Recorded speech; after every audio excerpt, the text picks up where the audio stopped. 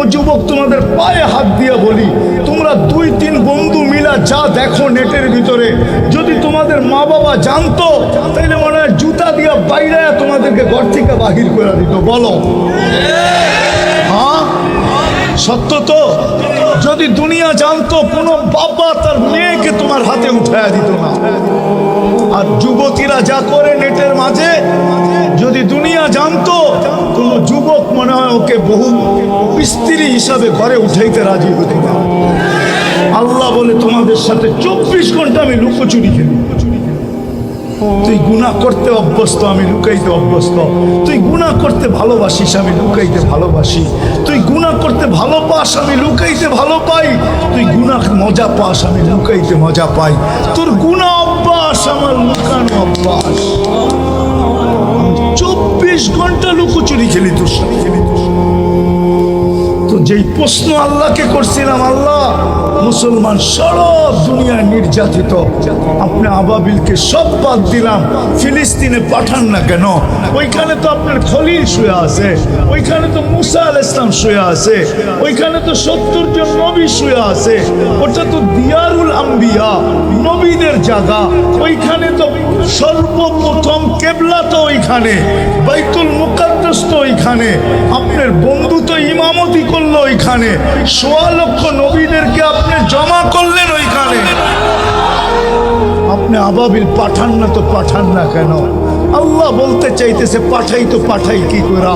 এদের চেহারা তো দেখ, এরা আমাকে আল্লাহ বলে স্বীকার তো করে, কিন্তু এদের কাছে তো প্রমাণ নাই যে আমাকে ভালোবাসে। বলে তো, কিন্তু প্রমাণ তো নাই। কোনো প্রমাণই যদি না দিত, একটাই যদি করত, আমি ডাকতে দেরি ছুটা এসে পায়ে পড়তে যদি দেরি না করতো, তাইলেও তো হইতো। আমি তো ডেলি 5 বার ডাকি। কে ডাকে?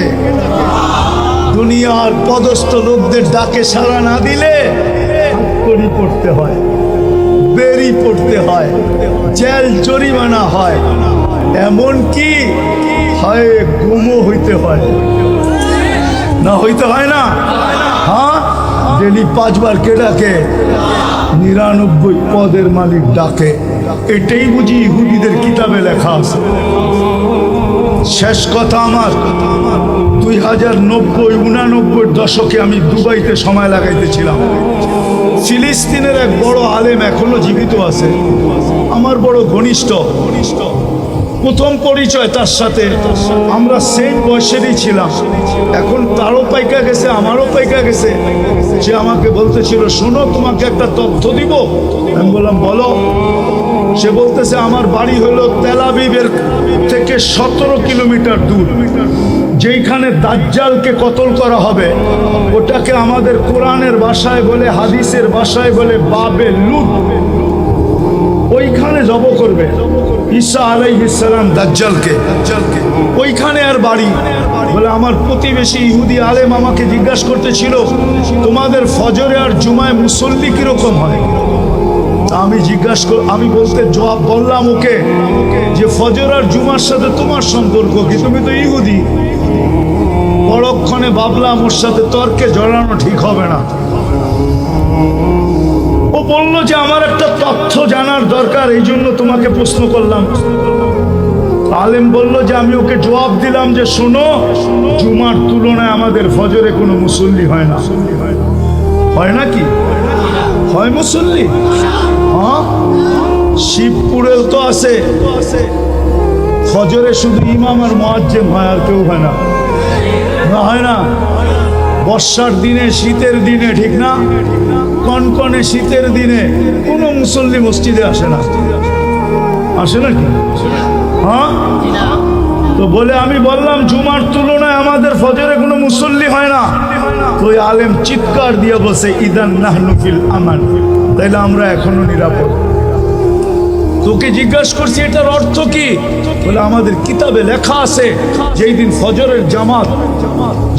ফজরের জামাত আর তোমাদের জুমার জামাত সমান হবে, ওই দিন থেকে তোমাদের বিজয়ের পালা শুরু হবে। এর আগ পর্যন্ত তোমরা শুধু মায়ের খাইতে থাকবে।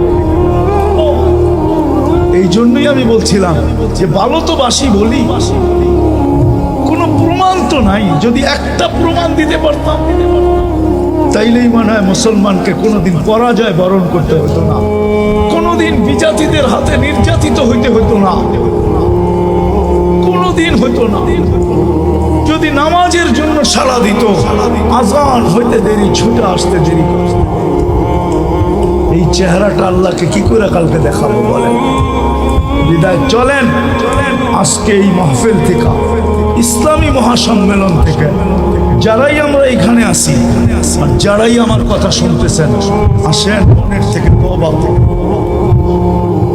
আমি হাদিস দিয়া প্রমাণ দিব, ইল্লামিয়া তুবু। আমি হাদিস লম্বা, আমি শর্ট দিতেছি, শর্ট হাদিসের শব্দ দিতেছি, হাদিসে কুদসি হাদিসের শব্দ দিতেছি। ইল্লামিয়া তুবু ফাআনা তাবিবুহুম। আল্লাহ বলে তোমরা যদি ইউটার্ন না নিলে, কোরআনও বলে লিউযিকাহুম বাদাল্লাযী আমিলু লাআল্লাহুম ইয়ারজিউন। এখন সময় চলে আসছে, আমরা যদি ইউটার্ন না নিলাম, আল্লাহর কদমে যদি না পড়লাম, কুদরতি পায়ে যদি না আসলাম, তাহলে আল্লাহর ওয়াদা, অঙ্গীকার, ইল্লাম ইয়াতুবু ফাআনা তাবিবুহুম, তাহলে আমি তোমাদেরকে অপারেশন চালাইতেই থাকবো, চালাইতেই থাকবো, চালাইতেই থাকবো। কেননা আল্লাহর রসুল দুটা কথা বলে গেছেন। রসুল সাল্লাল্লাহু আলাইহি ওয়াসাল্লাম দুটা কথা বলছেন যে আমার উম্মতকে আল্লাহ শাস্তি দুনিয়াতেই দিবে। কয় জায়গায় দিবে? কয় জায়গায়?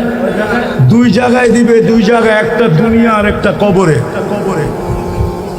দুনিয়ায় দিবে, বলছে দুনিয়ায় কি দিয়া দিবে? বলে অহেতুক হত্যা হবে, অনর্থক হত্যা। আজকে যেইরা ফিলিস্তিনে প্রতিদিন ওরা 6 ওয়াক্ত নামাজ পড়ে, 6 ওয়াক্ত, 5 ওয়াক্ত তো পড়ে, আর 1 ওয়াক্ত জানাজার নামাজ পড়ে। 6 ওয়াক্ত নামাজ ওরা পড়ে, ডেলি জানাজার নামাজ পড়ে।